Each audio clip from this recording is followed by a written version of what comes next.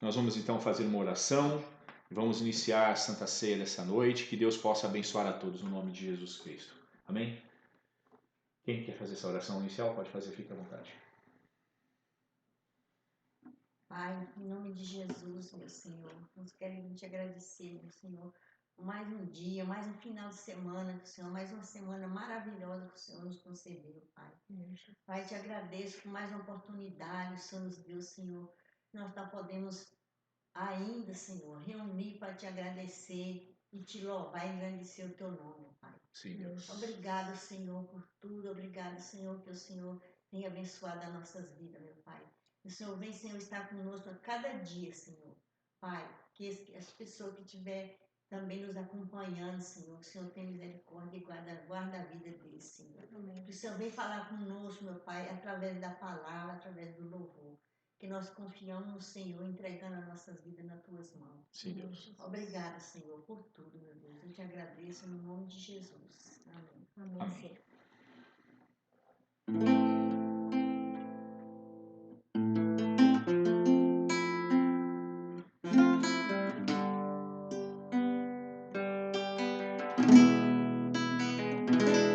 Junto a ti, Senhor, junto a ti, Senhor, junto a ti, em tua presença,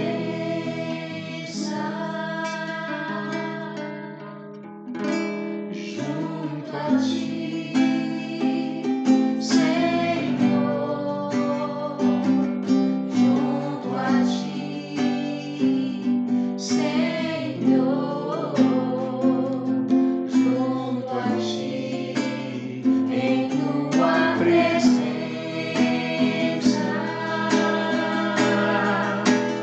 quero ser vaso em tuas mãos pra te exaltar e adorar. Vem moldar. Vem moldar o meu coração e todo o meu ser. Vem moldar.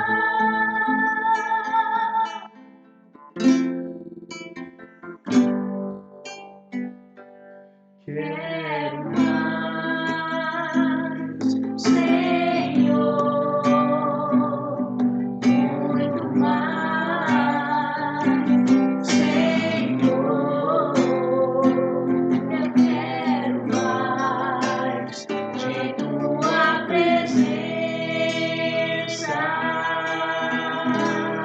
Sim, quero mais, Senhor. Quero mais. Nós queremos mais e mais, Senhor. Senhor, A tua santa presença, ó Espírito de Deus. muito mais, Senhor, quero mais de tua presença.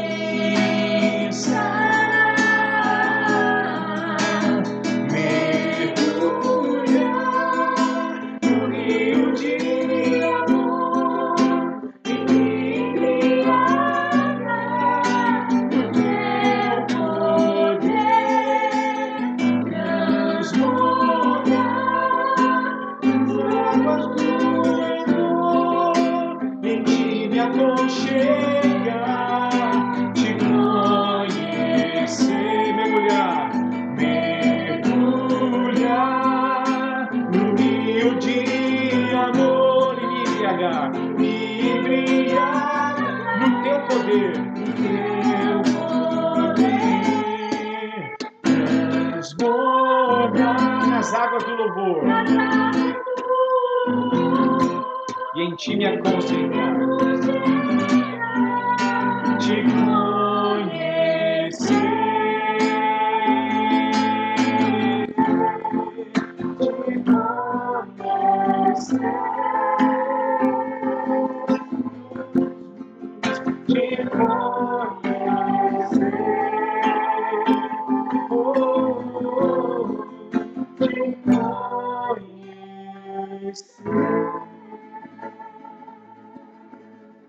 Glória a Deus, aleluia, aleluia. Nós queremos te conhecer, Senhor. Glória a Deus. Glória a teu nome, Jesus. Nesses tempos de grande medo e terror que as pessoas estão sentindo, muitas se sentindo como escravas dentro de seus lares, nossa oração, Senhor, é que o único refúgio, o único local onde há calmaria e paz é junto a Ti, meu Deus.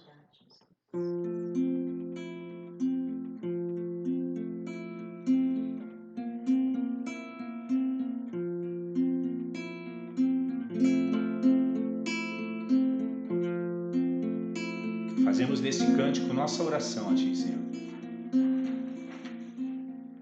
Leva-me, Espírito de Deus, sob as asas desta humilde oração, ao Santíssimo lugar do amor. Quero me prostrar ali, Senhor. Quero te adorar. Onde as águas não me alcançarão,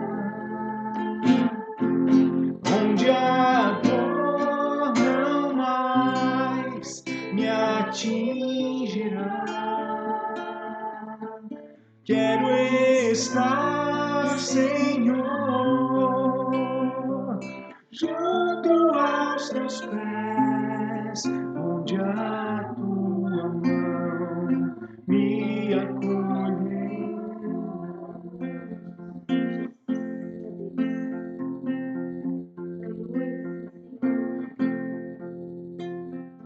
Leva-me, Espírito de Deus, sob as asas desta humilde oração, ao Santíssimo lugar do amor.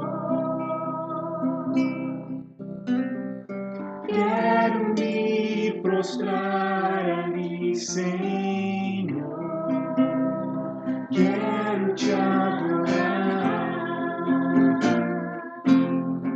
Onde as águas não me alcançarão, onde a dor não mais me atingirá. Quero estar, Senhor, junto aos teus pés, onde a tua mão me acolherá. No esconderijo do Altíssimo, minha alma ali repousará. Em teus braços de amor posso confiar, pois as marcas deste amor eu vou contemplar.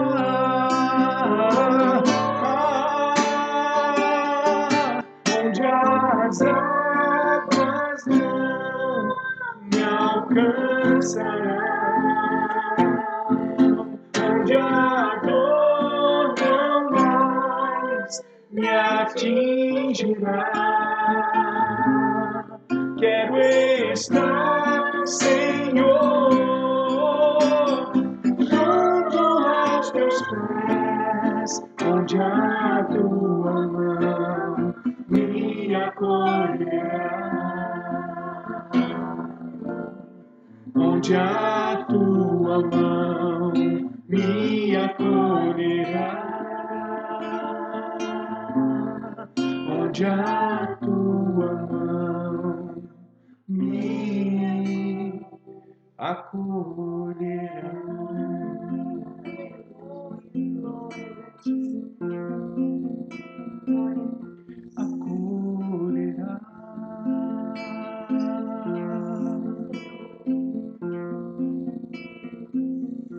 glórias a ti, meu Pai.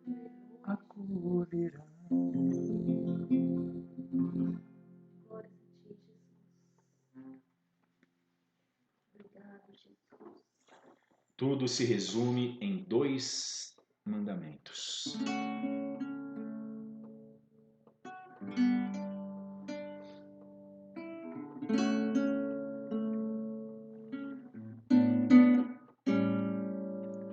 Ame ao Senhor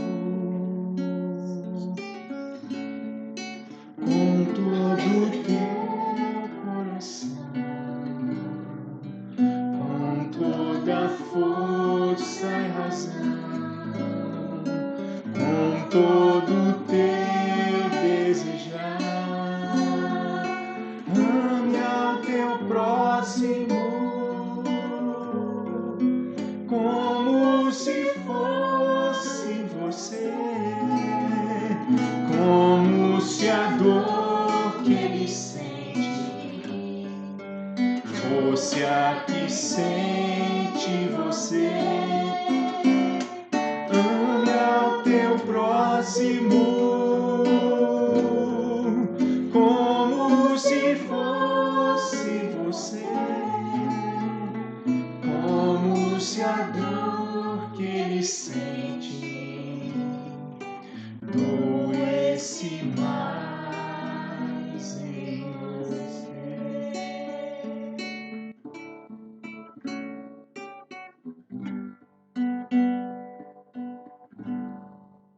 Ame ao Senhor com todo o teu coração, com toda a força e razão,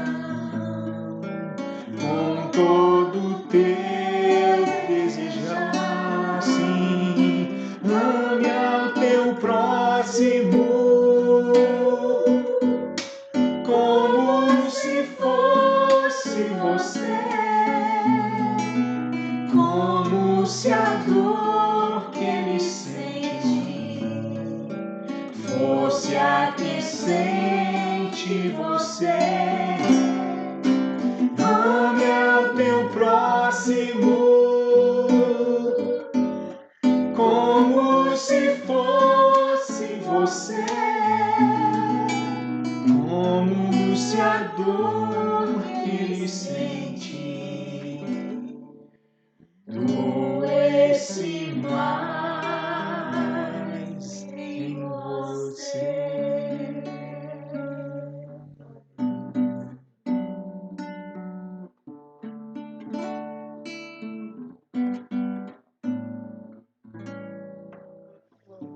Aleluia, Jesus.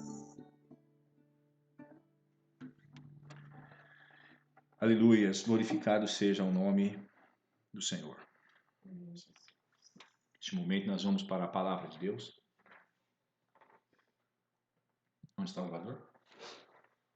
Não está aqui. Dei a mão. Glorificado seja o nome do Senhor. Nós vamos para a palavra. E eu quero hoje refletir exatamente sobre a questão da ceia do Senhor.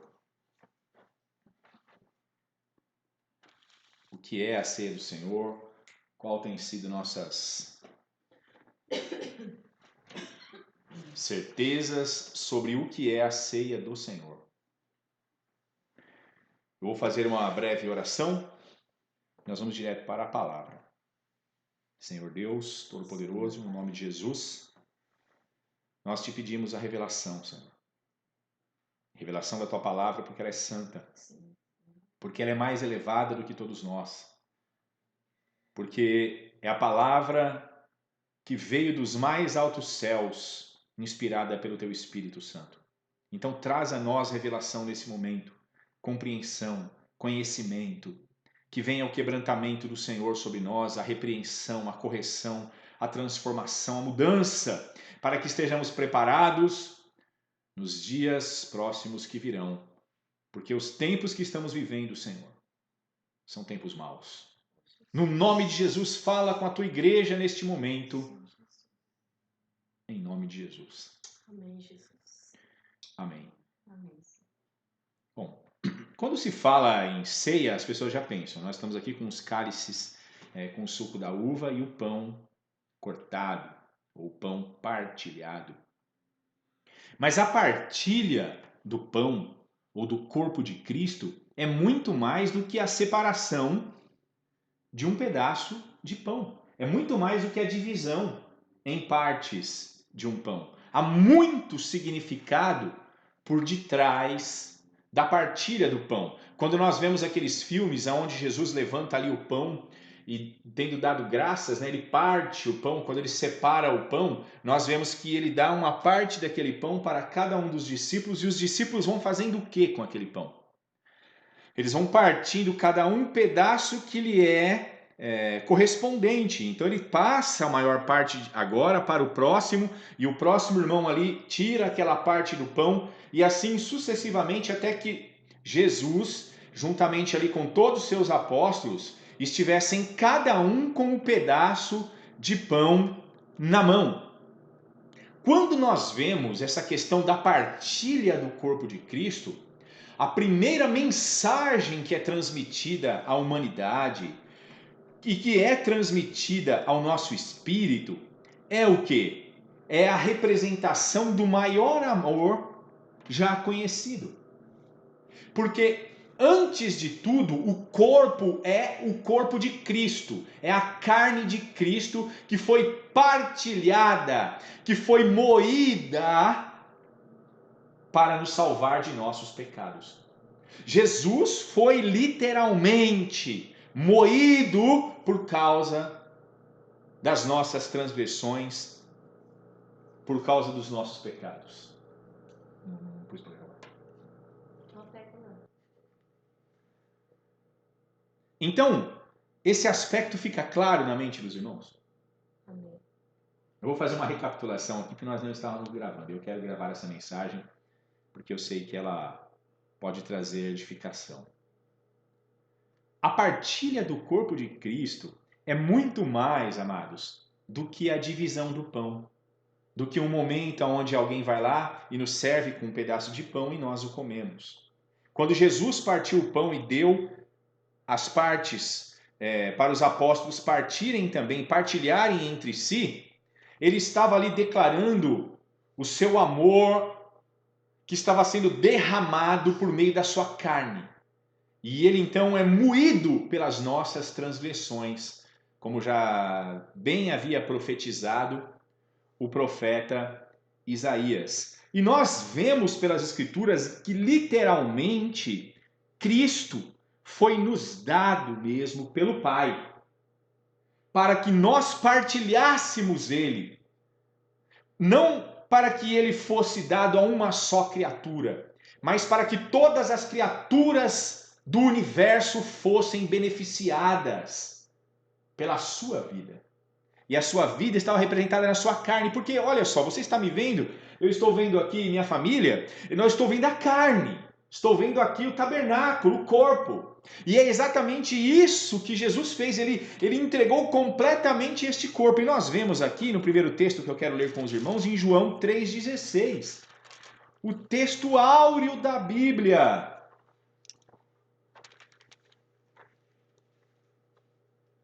Diz assim: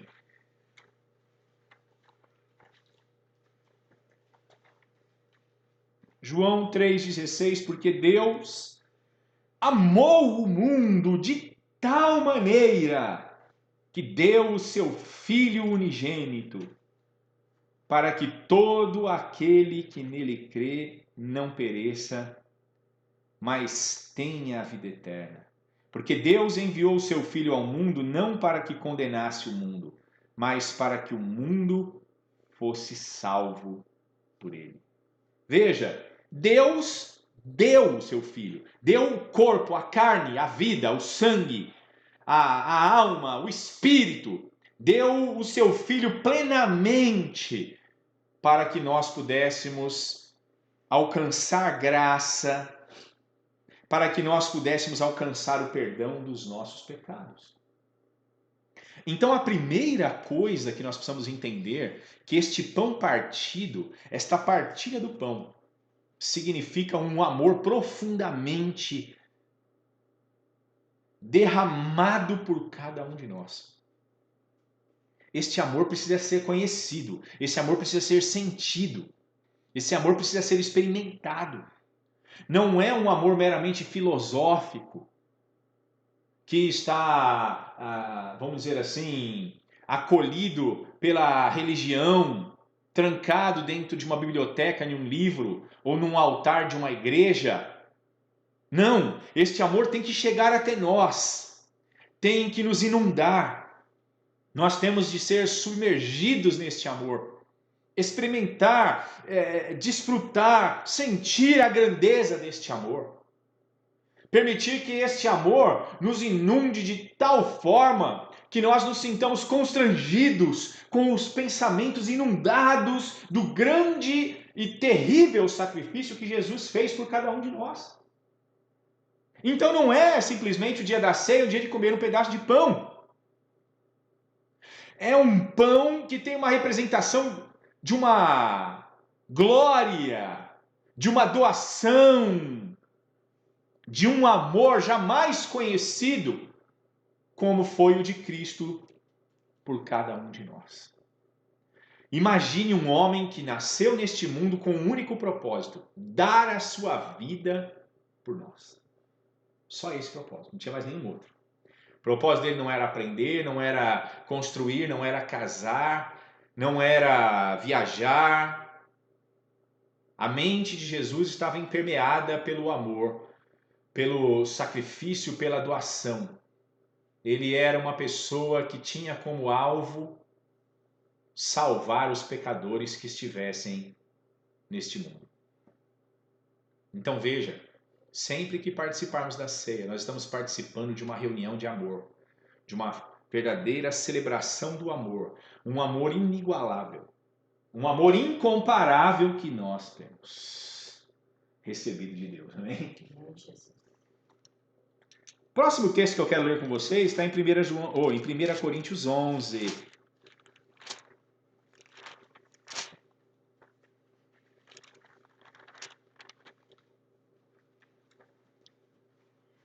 Primeira Coríntios capítulo 11,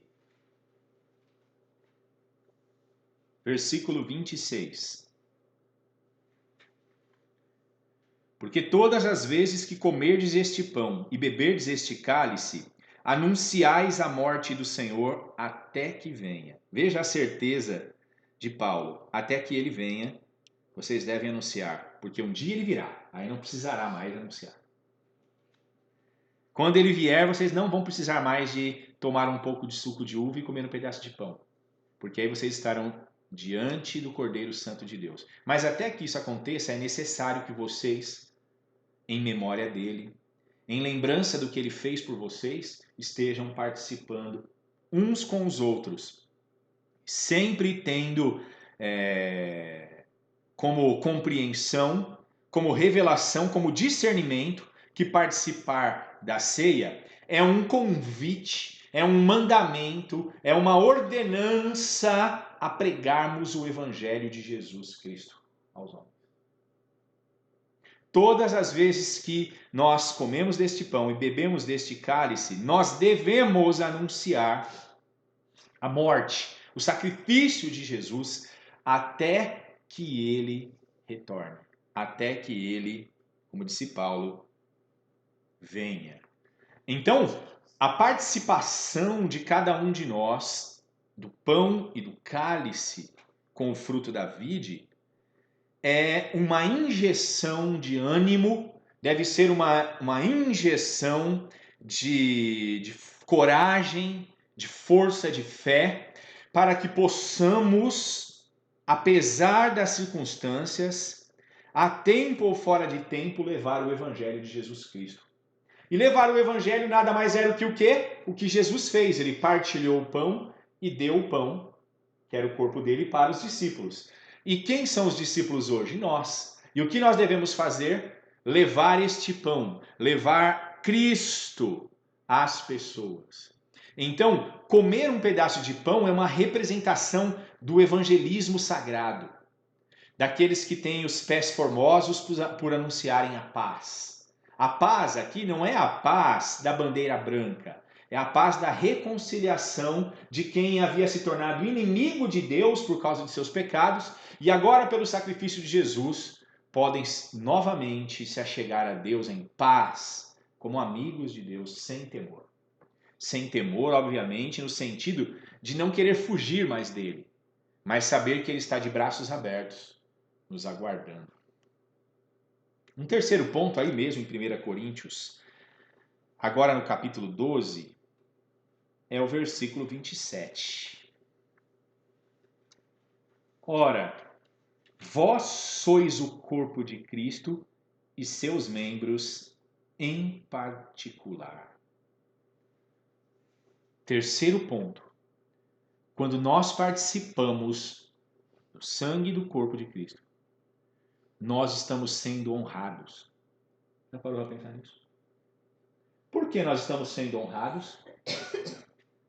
Porque o amor de Cristo é tão grande, a obra dele é tão grande por cada um de nós,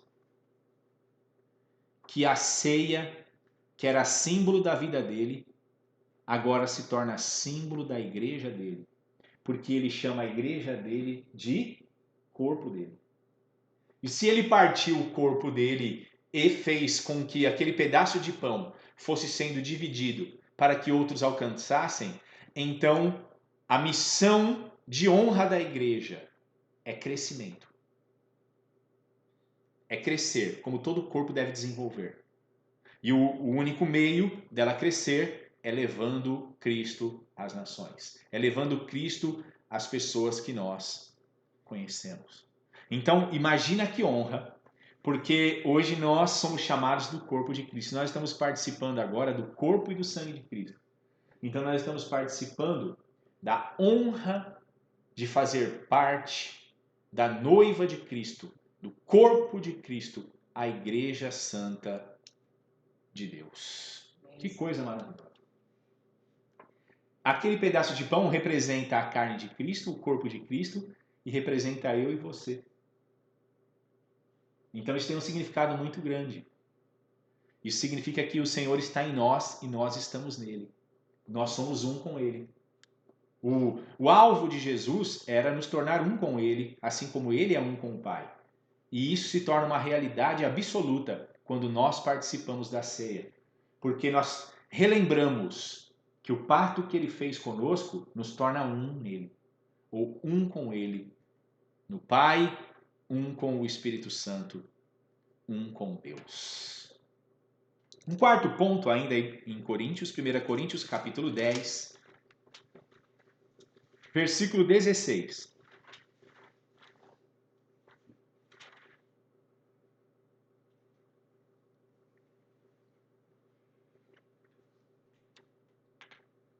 Porventura, o cálice de bênção que abençoamos não é a comunhão do sangue de Cristo? O pão que partimos não é, porventura, a comunhão do corpo de Cristo?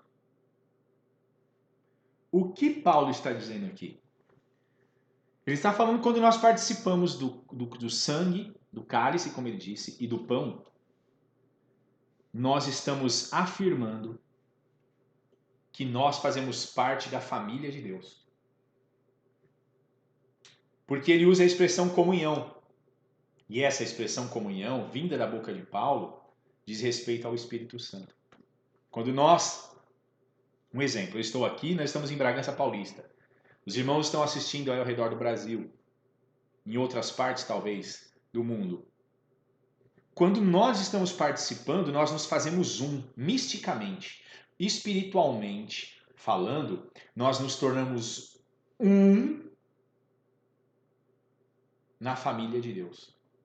Fazemos parte, a partir do momento que nós degustamos os verdadeiros valores que estão por detrás do pão e do cálice com o suco da vide, nós nos tornamos participantes da comunhão de Deus, da comunhão que Jesus tinha com o Pai, da comunhão que o Espírito Santo tem com a igreja. Nós fazemos parte de um todo. Nós passamos a sermos chamados de família de Deus. Isso é muito profundo. E isso exige uma análise com mais tempo, exige uma consagração de mente para tentarmos extrair as pérolas de grandes valores nessas afirmações. Se você abrir em Efésios, o apóstolo Paulo havia reafirmado, olha só, Efésios capítulo 2,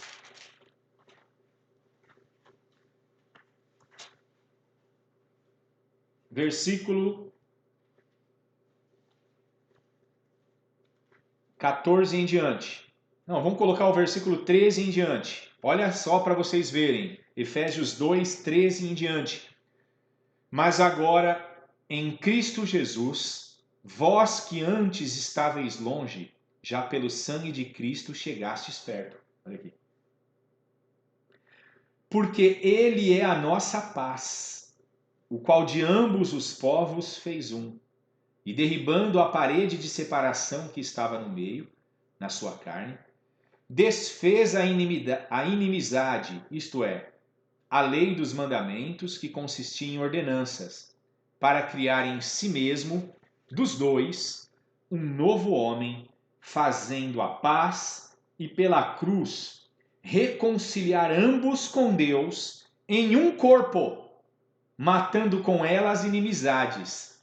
Veja, por meio do seu sacrifício, da sua carne e do seu sangue, o Senhor nos reconcilia ambos com quem? Com Deus. Mas como? Pelo corpo. Pelo corpo de Cristo. Quem faz parte do corpo de Cristo está reconciliado. Não precisa ter medo de morrer.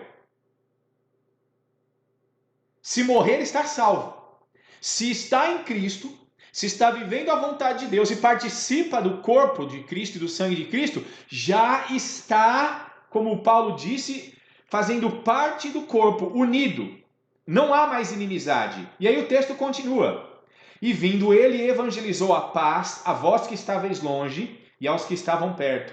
Porque por ele ambos temos acesso ao Pai em um mesmo Espírito. Assim que já não sois estrangeiros nem forasteiros, mas concidadão dos santos e da família de Deus. O sangue, como Paulo disse aqui, e a carne de Jesus. Quando nós participamos disso, nós nos tornamos família de Deus. E ninguém despreza a sua própria família. Quem não participa do corpo e do sangue de Jesus está perdido. Pode ter sido já batizado, pode ter participado de cultos, de igreja, pode continuar a participar. Pode ser uma pessoa que tem uma certa identificação com um culto cristão, mas não está salvo. Só está salvo quem participa da carne e do sangue. Isso é muito sério. Eu faço uma pergunta para você que está nos assistindo. Você já entregou sua vida a Jesus Cristo? Você entende que essa barreira de separação é o pecado e ela só pode ser derrubada pelo sangue de Jesus, pelo sacrifício de Jesus na cruz? Pela entrega do corpo de Cristo? Precisamos entender que quando reconhecemos que pecamos diante de Deus, e por isso, segundo a sua palavra, fomos afastados da glória de Deus, então só nos resta uma única oportunidade de salvação.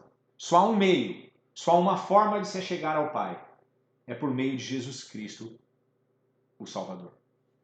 Precisa-se de haver arrependimento sincero, contrição de espírito, quebrantamento no coração, reconhecimento da maldade que cometeu contra Deus e contra o seu próximo. E então uma busca sincera, pedindo perdão pelos seus pecados invocando a intercessão do sangue de Jesus Cristo naquela cruz. E então, a partir daí, o homem pode ser batizado nas águas, beber do cálice do sangue de Jesus e comer do pão do corpo de Cristo para a sua salvação. Veja, são coisas simples, mas que muitas pessoas têm fugido desta realidade. Infelizmente, muitos têm sido chamados, mas a palavra de Deus diz que poucos serão escolhidos. Quinto ponto está em 1 Timóteo, capítulo 2.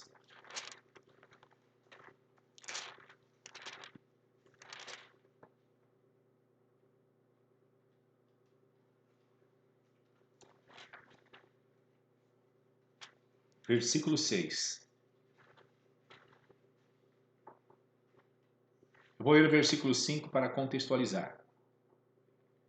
Porque há um só Deus e um só mediador entre Deus e os homens, Jesus Cristo, homem, o qual se deu a si mesmo preço de redenção por todos, para servir de testemunho a seu tempo.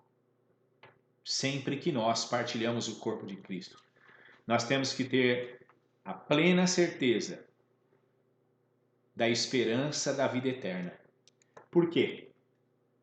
Porque a Bíblia afirma e o Espírito Santo testifica em nossos corações que a dívida que nós tínhamos para com Deus foi paga.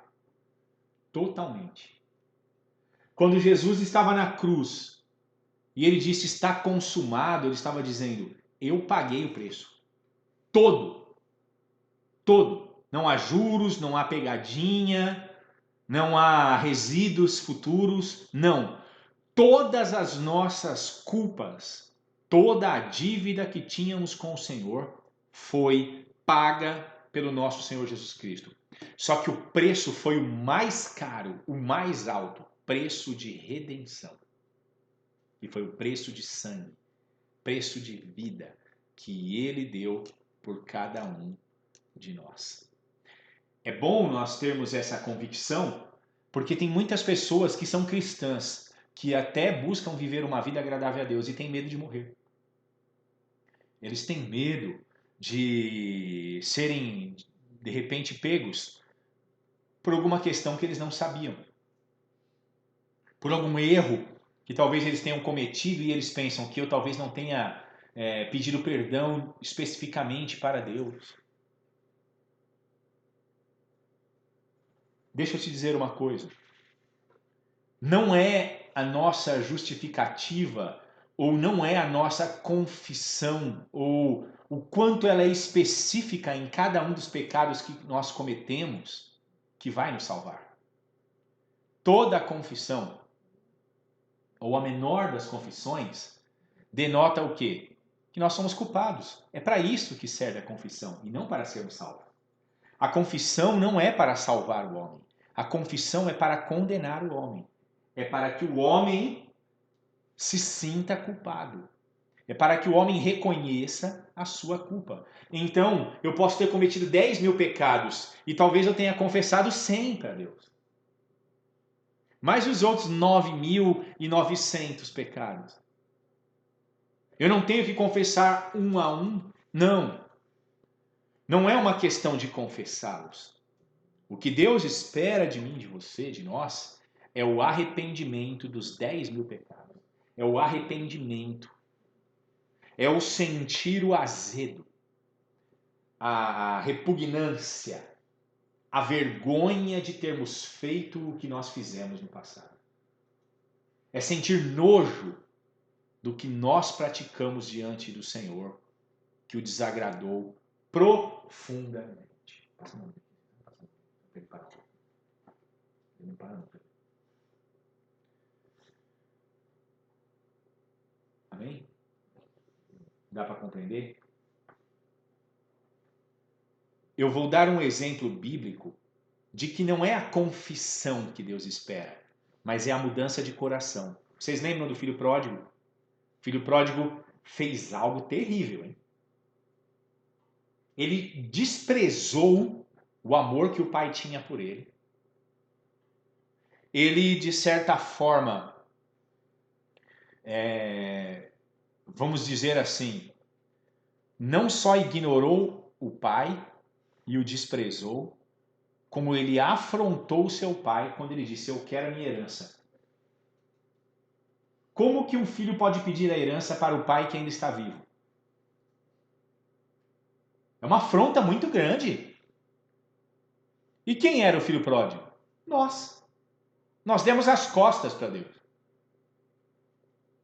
Nós, de uma forma indireta, por meio dos nossos pecados, nós declaramos: eu sou dono de mim mesmo, eu quero ser dono de mim mesmo, não quero estar debaixo do jugo de ninguém. Me dá a liberdade. Eu quero fazer o que eu quiser. E saímos de casa. O filho pródigo saiu de casa e foi para uma terra longínqua. E nós sabemos que ele gastou tudo dissolutamente. Por isso o filho pródigo, gastão, significa a mesma coisa. Ele gastou todos os seus recursos, chegou numa situação de humilhação, e a humilhação, a dor, o sofrimento nos ajuda a repensarmos nossas atitudes, quem nós somos. Aquela névoa do orgulho vai se dissipando e nós começamos a ver a luz de novo, mesmo que distantes, mas começamos a ver a luz. E então a Bíblia descreve que ele cai em si, reconhece a sua culpa e os seus pecados, não é? Eu pequei contra os céus e contra o meu pai. E eu não sou digno de ser chamado mais filho dele. Não sou mais. Eu não mereço um pai como ele. Olha só, o reconhecimento sincero, profundo no coração de que cometeu transgressões contra o seu pai. E aí o filho faz o quê? Ele retorna para a casa do seu pai com um coração contrito, quebrantado e disposto a confessar o que tiver que confessar, a declarar o que tiver que declarar. E o que acontece naquele momento triunfal quando o pai o avista distante? A Bíblia escreve que o pai corre até ele e o filho, quando vai se encontrar com o pai, o filho começa a dizer o quê? Pai, eu pequei contra ti, contra os céus, e não sou digno de ser chamado seu filho. E a Bíblia mostra que o pai parece que não deu atenção ao que o filho estava dizendo, porque para o pai o que importava é que o filho estava morto e tinha revivido, que o filho estava perdido e havia sido encontrado. Em outras palavras, é que o filho com os próprios pés voltou para casa. E se voltou para casa, bastava para o pai. Por que o pai não prestou atenção na confissão prolongada, detalhada do filho? Porque o que importava para o pai era o arrependimento que o filho havia demonstrado retornando para casa. O que importa para o nosso Pai Celeste é o nosso arrependimento sincero e verdadeiro. É o não voltar mais atrás. Um segundo exemplo é o ladrão na cruz. Quantos não foram os pecados daquele homem? O que aquele homem cometeu?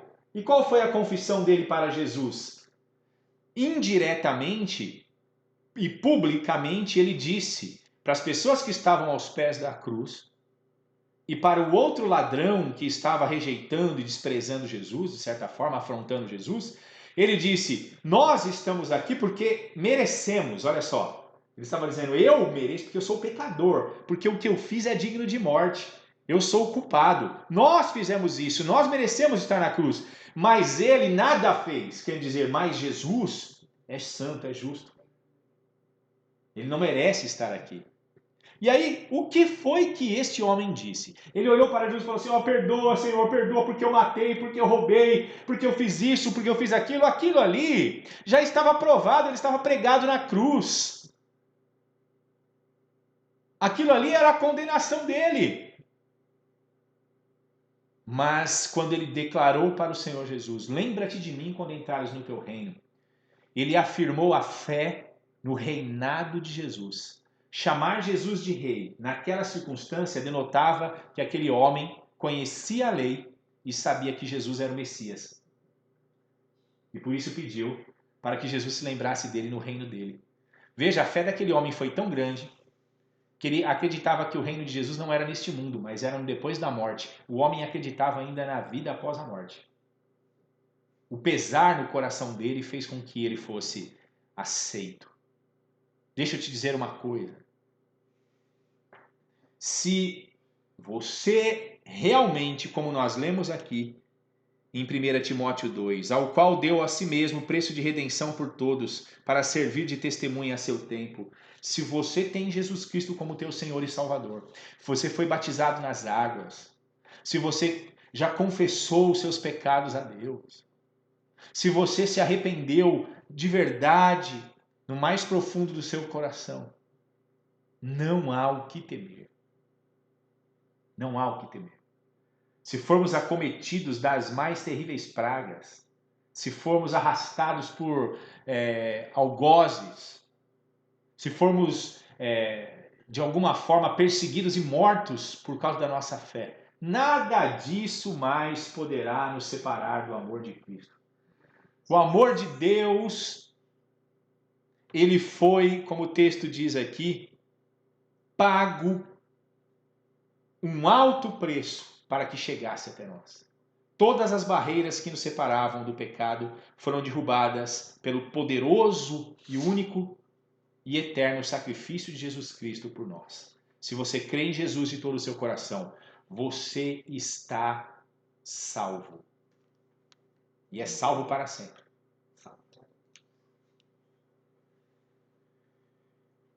Nós estávamos falando da partilha do pão, e eu quero falar um pouquinho agora da partilha do cálice, do sangue de Jesus. E nós sabemos que quando se fala em cálice do suco de uva é muito mais do que doçura. É a memória de coisas terríveis que aconteceram com Jesus Cristo. Em 1 Pedro capítulo 3, nós vemos uma afirmação profunda. 1 Pedro capítulo 3, versículo 18.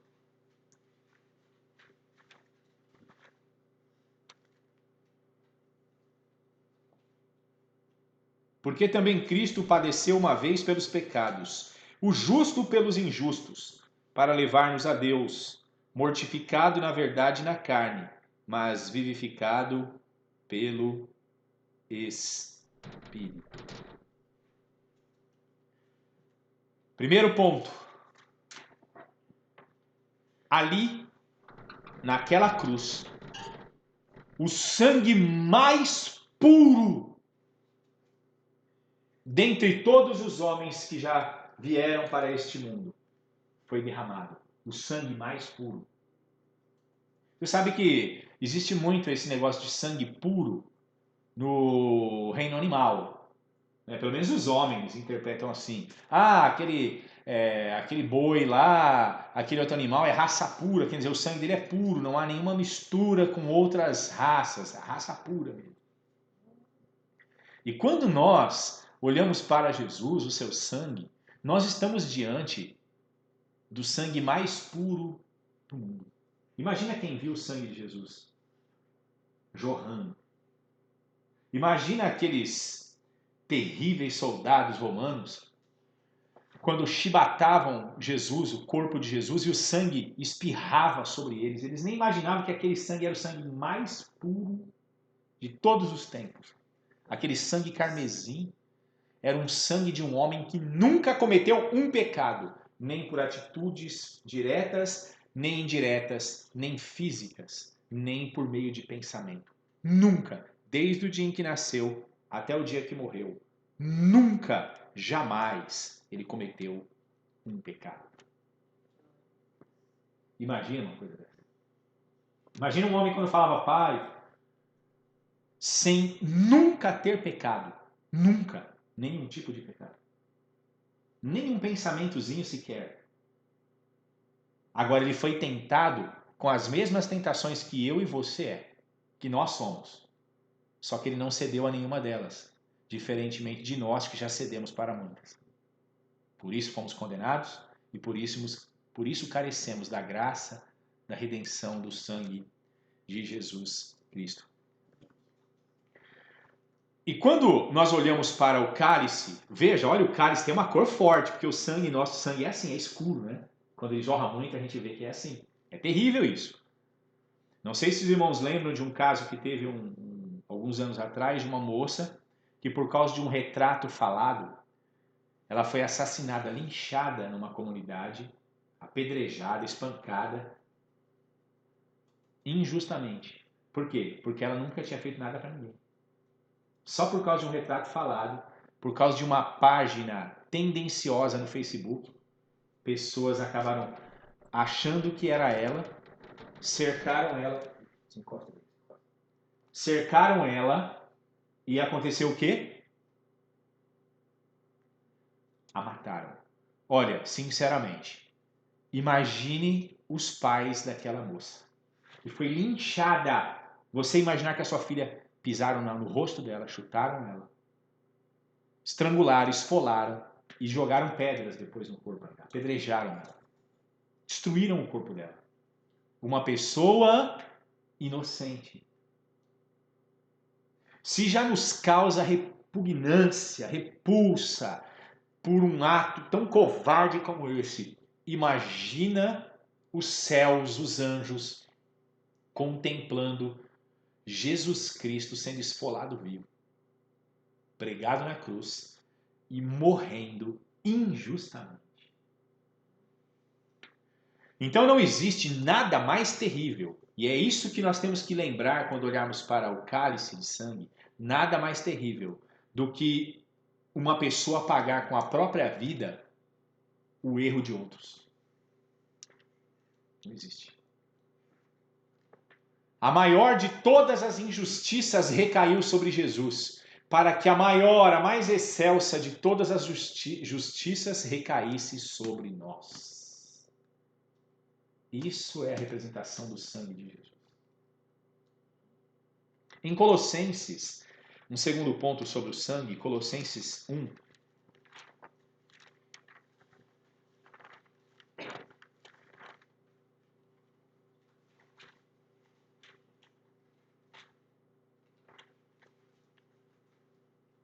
A partir do versículo 19, veja que interessante que Paulo diz. Porque foi do agrado do Pai que toda a plenitude nele habitasse, e que, havendo por ele feito a paz pelo sangue da sua cruz, por meio dele reconciliasse consigo mesmo todas as coisas, tanto as que estão na terra como as que estão nos céus. A vós também, que noutro tempo éreis estranhos e inimigos no entendimento, pelas vossas obras más, agora contudo vos reconciliou no corpo da sua carne, pela morte, para perante ele vos apresentar santos e irrepreensíveis e inculpáveis, se na verdade permanecerdes fundamentados e firmes na fé, e não vos moverdes da esperança do evangelho que tendes ouvido, o qual foi pregado a toda criatura que há debaixo do céu, e do qual eu, Paulo, estou feito ministro. Olha só, havendo por ele feito a paz, pelo sangue da cruz. Sangue é vida. Nós vemos aqueles slogans para doadores, né? Doe vida. Né? Doadores de sangue, doe vida. Sempre que você doa sangue, você está doando vida. E a Bíblia descreve que o sangue é vida. Sangue que corre nas nossas veias é a nossa vida. Sem ela nós pereceremos. Aí eu lhe pergunto, quem foi o maior doador de sangue de todos os tempos? E ele doou o sangue dele para quem? Para mim e para você. Para nós. Quando nós olhamos para aquele cálice, nós temos que saber que aquele sangue não é nosso. É o sangue mais puro já experimentado, que vem sobre nós, nos trazendo redenção plena diante do Pai. Então, quando o Pai vê alguém aqui na terra, na humilde celebração da ceia, comendo um pedacinho de pão e tomando um cálice de suco de uva, em memória do filho dele, o Pai se sente feliz, porque ele vê ali pessoas que amam, que entenderam, que reconheceram o sacrifício de Jesus e estão honrando. respeitando. Então este Pai Celeste nos abençoa ricamente com a sua graça. Um terceiro ponto, 1 Pedro, capítulo 1.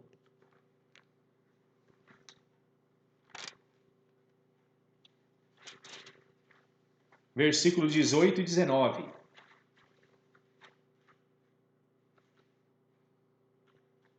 Esse é o penúltimo ponto. 1 Pedro, capítulo 1, versículo 18 e 19.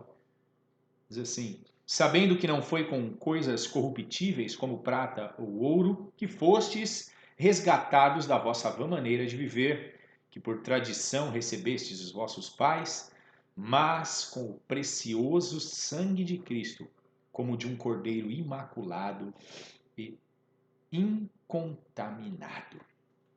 Nós não fomos comprados com ouro e prata. Nós fomos comprados com ouro puro, ou melhor, com o sangue puro.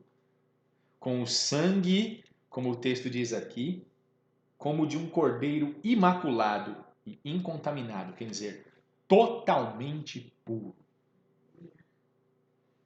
Nós fomos comprados. Quando você compra uma coisa, aquilo que você compra te pertence. Pertence a você, não é? O fato do texto dizer que todos os que têm fé em Jesus Cristo foram comprados pelo sangue de Jesus deve ser entendido como que nós não pertencemos mais a nós mesmos. Que nós pertencemos a outro agora. Porque nós somos comprados não por ouro ou por prata, nós fomos comprados pelo sangue de Jesus Cristo. Você entende que você não pertence a você mesmo? Precisamos entender isso.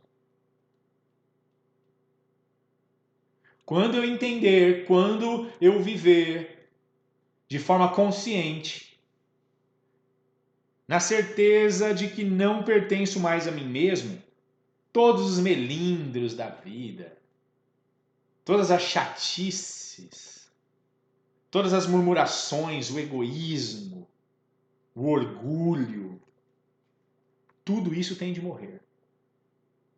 Porque eu não pertenço mais a mim mesmo. Se eu pertencesse a mim mesmo, eu continuaria sendo aquele ser repugnante, dono de si mesmo. Mas agora que eu sei que fui comprado pelo melhor de todos os senhores e que eu pertenço a Ele, então agora eu sou servo dele. As minhas vontades, o meu corpo, os meus pensamentos, os meus planos, os meus sonhos, todos devem pertencer a Ele. Todo o meu destino deve estar nas mãos dele. Tudo o que eu fizer deve ser para agradá-lo. Todos os meus passos devem seguir em direção a ele. Assim, eu faço valer e eu reafirmo que não pertenço mais a mim mesmo, porque sou propriedade exclusiva de Cristo, do Pai. Ainda em Apocalipse capítulo 5 agora, ainda nesse mesmo ponto, Apocalipse 5, versículo 9.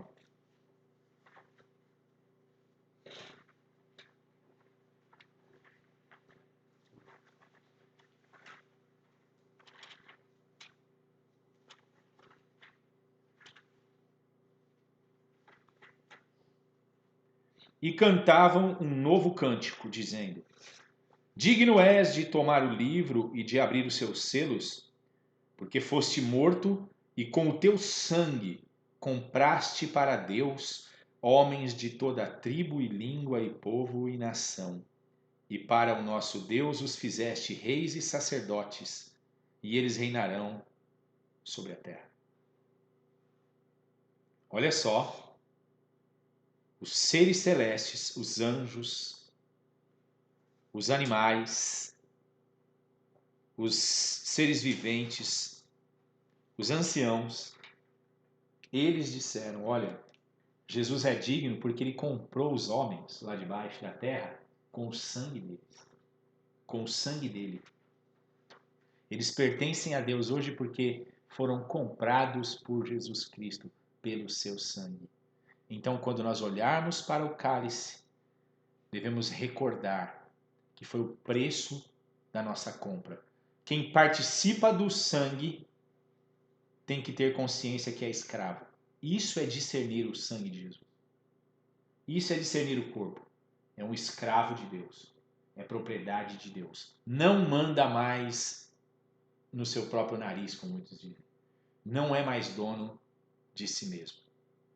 Para reforçar isso daí, 1 Coríntios capítulo 3.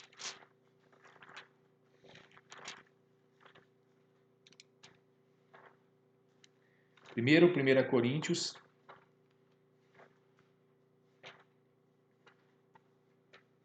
Eu ia ler o capítulo 3, mas eu vou ler só o capítulo 6. 1 Coríntios capítulo 6.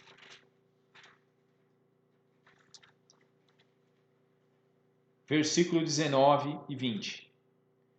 Ou não sabeis que o nosso corpo é o templo do Espírito Santo que habita em vós, proveniente de Deus, e que não sois de vós mesmos? Porque fostes comprados por bom preço. Glorificai, pois, a Deus no vosso corpo e no vosso espírito, os quais pertencem a Deus. Jamais nos esqueçamos do alto preço, o preço de sangue pelo qual nós fomos comprados. Venhamos a honrar este Senhor que nos livrou da morte e nos deu vida e vida com abundância. E o último ponto na questão do sangue, eu quero ler com vocês João, Evangelho de João, capítulo 19.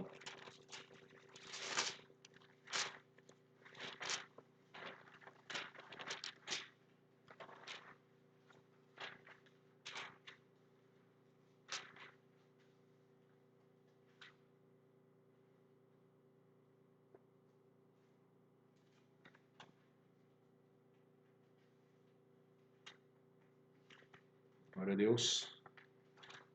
João 19, versículo 34. Veja o que diz. Contudo, um dos soldados lhe furou o lado com uma lança, e logo saiu sangue e água. E aquele que o viu testificou, e o seu testemunho é verdadeiro, e sabe que é verdade o que diz, para que também vós o creiais. Quem está dizendo aqui é João. João falou que viu na hora em que o soldado... Imagina, João. Ele viu o soldado colocando a lança no lado de Jesus e quando o soldado puxou, João viu de forma espantosa que ainda tinha mais um pouco de sangue ainda no corpo de Cristo ainda. E aí esse sangue acabou jorrando com o resto da água, acredita-se que perfurou o pulmão, e então todo o fluido que restava no corpo de Jesus se esvaiu ali. E esse fluido desceu totalmente por aquele tronco rude da cruz e regou a terra fria e sem vida dos pecadores. Ele disse, eu testifico, eu estava lá. Agora vocês imaginam, ele estava lá e ele viu Jesus ressuscitado. Imagina uma coisa dessa. Que Jesus tinha apanhado, como estava o corpo de Jesus naquela cruz. O sangue, a quantidade de sangue que ele perdeu, todo o sangue do seu corpo. Os pregos que atravessaram os pulsos, ali as mãos, os pés. Ele expirando, e depois ainda alguém foi lá ainda e colocou a lança no corpo de Jesus. Enfincou aquela lança, sem dó. E ainda saiu sangue e água. E depois você vê aquele homem vivo. Obviamente 3 dias depois. É algo que foge à nossa compreensão. Nós não servimos uma pessoa como Buda, como Maomé, como um homem qualquer ilustre aí na Darwin, né? Darwin, muitos seguem Darwin hoje. Darwin é o Deus deles, é o Senhor deles. Que lhes traz alguma esperança, alguma resposta. Mas nenhum desses homens são nada. Todos eles morreram, viraram pó. Jesus morreu, e a palavra de Deus diz que ao 3º dia ele ressuscitou.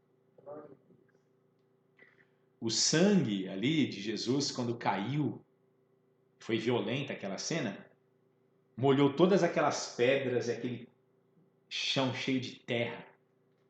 Foi uma coisa terrível, foi uma cena terrível. E para concluir, eu quero que vocês voltem um pouquinho aí no capítulo 6 aí do livro de João. Veja o que Jesus diz.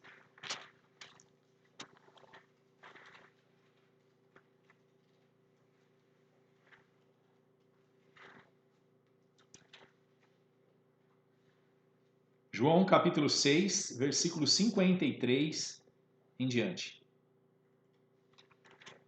Jesus, pois, lhes disse: na verdade vos digo, que se não comerdes a carne do Filho do Homem e não beberdes o seu sangue, não tereis vida em vós mesmos.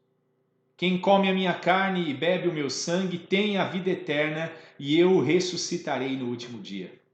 Porque a minha carne verdadeiramente é comida, e o meu sangue verdadeiramente é bebida. Quem come a minha carne e bebe o meu sangue, permanece em mim e eu nele.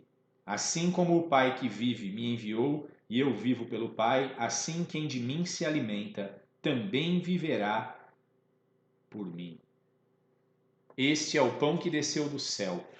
Não é o caso de vossos pais que comeram maná e morreram. Quem comer este pão viverá para sempre. Aleluia. Quando nós bebemos o cálice, nós estamos bebendo vida. Quando o sangue de Jesus escorreu depois da lança do soldado ser retirada e caiu ainda mais naquelas pedras que já estavam salpicadas pelo sangue de Jesus, a terra a partir daquele dia nunca mais seria a mesma, porque a terra, não se esqueçam, desde o Éden foi amaldiçoada por causa do pecado do homem. Deus amaldiçoou a terra, amém? Tanto é que a terra começou a produzir abrolhos e espinhos. A morte entrou na terra. Entendamos essa questão. O sangue de Jesus foi derramado sobre a terra. E a partir daquele momento a terra jamais seria a mesma. Vida sairia daquele chão para, vamos dizer assim, glorificar a Deus na vida de todo aquele que passasse a ter fé no Filho de Deus. Antes deste sangue ter sido derramado, o homem não tinha esperança. Mas após o sangue de Jesus ter sido derramado, a esperança passou a fazer parte da realidade de todos os homens que estão neste mundo. Sabemos que as pessoas podiam ser salvas antes do nascimento, da morte e da ressurreição de Jesus. Mas pela fé no quê? Pela fé no que Jesus faria. Olha só. Eles morreram crendo sem terem visto Jesus. Em Hebreus 11 diz assim: não alcançaram a promessa do Messias. Jesus veio. Então, eles morreram crendo no que viria e por isso foram salvos. E nós morremos crendo no que nos foi dado, naquele que já veio, que é Jesus, o Filho de Deus. Foi a partir dali que brotou a esperança da salvação a todo aquele que crê. Então esse é o cálice da esperança. Esse é o cálice da vida eterna. Quem participa do pão, quem participa do suco da uva, está participando do corpo e do sangue de Jesus. E ele disse: quem come da minha carne e bebe do meu sangue tem a vida eterna. Então, esta é a refeição mais elevada que nós temos nesta vida, neste mundo. Por quê? Porque o pão que nós comemos, a comida que nós comemos, no almoço, na janta, é como o maná que veio do céu. Nós comemos, mas morremos. Mas essa não. Quem come dela tem a vida eterna. Porque quem participa disso, participa pela fé da própria carne de Jesus e bebe do próprio sangue do Filho de Deus, porque o corpo dele, a carne dele realmente é comida e o sangue dele verdadeiramente é bebida. Isso são palavras espirituais. Só para aqueles que têm fé, só para aqueles que têm o Espírito Santo podem discernir as coisas espirituais. Para aqueles que não têm fé, Isso é loucura que eu estou dizendo. Não tem significado algum. E se não tem significado algum para você que ouve ou vê, está assistindo essa live da ceia que nós estamos fazendo hoje aqui, então arrependa-se dos seus pecados e entregue a sua vida a Jesus Cristo, para também ser achado digno de participar do corpo e do sangue do Filho de Deus. Amém? Eu espero que esta palavra possa trazer a cada um de nós reflexão profunda nesses tempos que nós estamos vivendo de muita confusão e medo. E que você e eu não tenhamos medo do que pode acontecer ou do que possa acontecer ainda no futuro. Porque nós estamos resguardados no sangue de Jesus Cristo. Nós estamos salvos. Nós pertencemos a Ele. Nós somos dele. Não há mais o que temer. Amém? Eu quero fazer um louvor agora. Um louvor bastante antigo do Ministério Yohanan, Comunidade Yohanan. O nome dessa música é Amor Incomparável. E ele fala um pouco de todas estas verdades que foram discutidas hoje aqui, nesta palavra.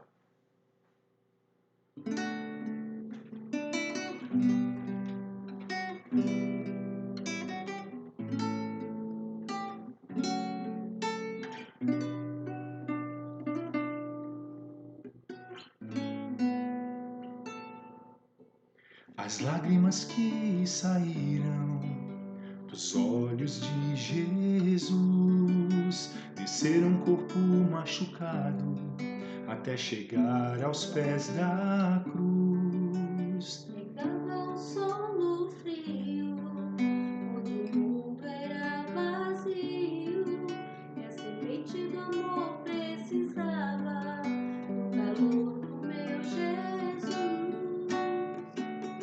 Jesus, Jesus, Jesus. E a semente então cresceu e espalhou-se ao mundo inteiro, transformando o ódio em amor, mais bonito e verdadeiro. Amor poderoso e forte, tão sincero e especial, libertando a humanidade, destruindo todo o mal. O amor é Jesus, Jesus. O amor é Jesus. Jesus é a paz que você tem. Ele é a esperança e o bem. Contra ele o mal não vencerá, pois o seu poder lhe faz reinar. Jesus é a luz que vem clareando o caminho escuro pra se chegar. Ele é os olhos pra quem não vê, ele é a força que faz vencer. Jesus é a vida pra se viver, o caminho certo pra se escolher. Como ele outro nunca haverá, porque ele é Deus e sempre será. Jesus, porque ele sempre reinará, porque ele sempre salvará, porque ele sempre, sempre será. Jesus,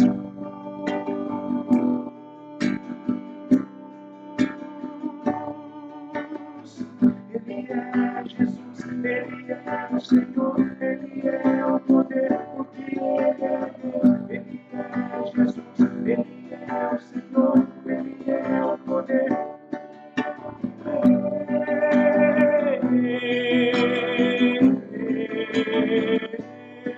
Ele é Deus, Jesus.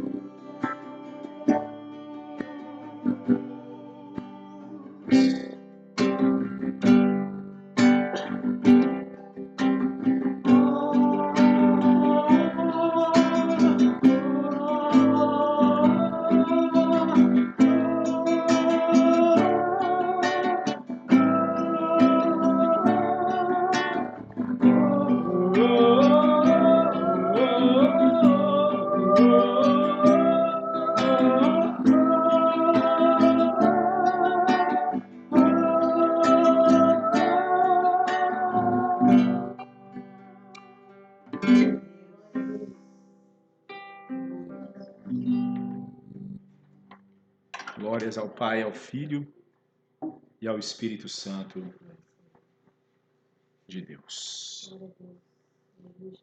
Nesse momento eu vou ler um texto, como é conhecido dos irmãos, que está em 1 Coríntios. Eu gostaria que todos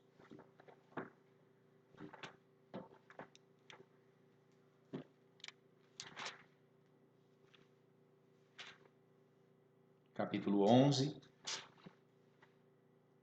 aonde diz assim: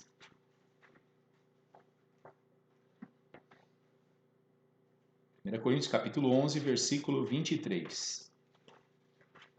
Porque eu recebi do Senhor o que também vos ensinei, que o Senhor Jesus, na noite em que foi traído, tomou o pão e, tendo dado graças, o partiu e disse: Tomai e comei, isto é o meu corpo, que é partido por vós. Fazei isso em memória de mim. Semelhantemente também, depois de cear, tomou o cálice, dizendo: Este cálice é o novo testamento no meu sangue. Fazei isso todas as vezes que beberdes em memória de mim. Porque todas as vezes que comerdes este pão e beberdes este cálice, anunciais a morte do Senhor até que venha. Nesse momento, nós vamos orar, consagrando o pão e o suco da uva, e cada um vai se servir e vai agradecer ao Senhor particularmente. Querido Deus, obrigado mais uma vez pela tua santa presença neste lugar humilde. Obrigado por visitar cada lar que participa conosco neste momento, por causa da tua fidelidade. Porque onde 2 ou 3 estivessem reunidos, a tua palavra diz que o Senhor estaria ali junto deles. E temos plena certeza de que o teu Espírito está aqui conosco neste momento. E o teu Espírito transmite a tua pessoa, a pessoa do teu Filho. E assim nos sentimos fortalecidos, salvos, cheios de esperança e certos das tuas promessas. Sim, certo de que cada promessa tua se cumprirá sobre nossas vidas. Ó Jesus, vivemos tempos difíceis, mas confiamos plenamente no teu poder. Porque o Senhor disse, prometeu que estaria conosco todos os dias, até a consumação dos séculos. Abençoa este pão e este cálice de uva, porque nós vamos participar agora em memória de tudo aquilo que o Senhor fez por nós. No nome de Jesus. Amém. Podem participar os irmãos, cada um pega o seu pedaço de pão, sirva-se e pega o seu cálice com o suco da uva. Amém?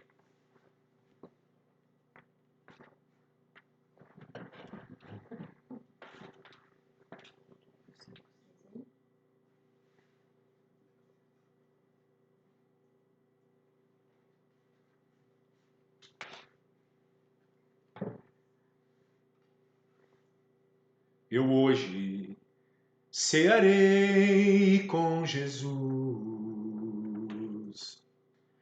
e com ele eu sempre viverei. Comerei do seu pão e do vinho beberei. Eu hoje com Jesus eu cearei. Obrigado, Pai, por nos dar o teu Filho. Sim, por nos dar o teu Filho. Redenção.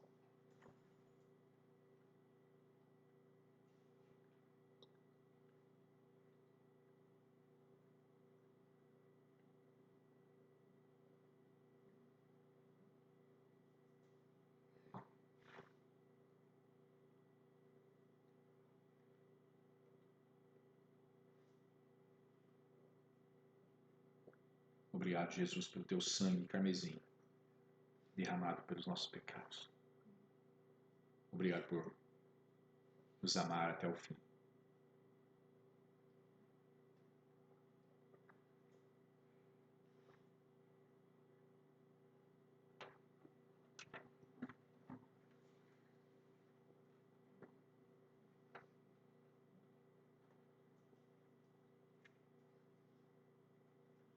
Eu hoje cearei com Jesus,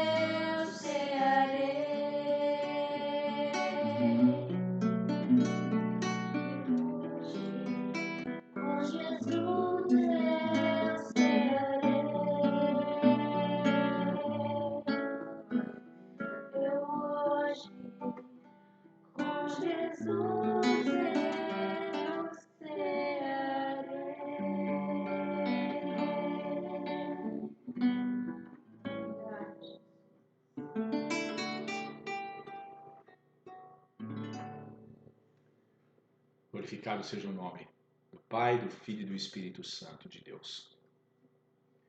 Ó Pai, abençoa todos aqueles que participaram conosco desta ceia maravilhosa nesse dia de hoje. Que o Teu Espírito venha nos dar direção nesses últimos dias. Sabemos que as coisas não serão mais as mesmas quando tudo retornar, porque as coisas que têm acontecido, meu Pai, sinalizam uma mudança radical de era. E nós estamos entrando na última era, que será a era do retorno de Jesus Cristo. Aleluia. Que o Senhor possa abençoar cada um desses irmãos que participaram, daqueles que vão ouvir a mensagem um dia no futuro, se assim for a Tua vontade, meu Pai. E que o Senhor nos despeça na Tua paz, que a paz do Senhor possa estar dentro de cada lar, que não falte jamais a presença de Deus na Tua casa, e que o pão nosso de cada dia o Senhor sempre venha nos dar. Em nome de Jesus. Que nós saibamos que somos um corpo e que nenhum de nós pode padecer necessidade, a não ser que todos estejamos passando juntamente. Que a lágrima daquele irmão possa ser a nossa lágrima e que o sorriso daquele outro irmão possa ser o nosso sorriso. Porque nós somos um em Cristo Jesus. Que a graça de nosso Senhor Jesus Cristo, o amor de Deus Pai e a comunhão poderosa e única do Espírito Santo de Deus seja sobre todos os irmãos que participaram conosco desta ceia hoje, Em nome de Jesus. desde agora até o tempo da eternidade. Amém, amados? Amém. Fiquem na Glória a paz. Deus. Deus os abençoe no nome de Jesus. Fica aqui o nosso tchau de Amém. Bragança Paulista. Glória a Deus.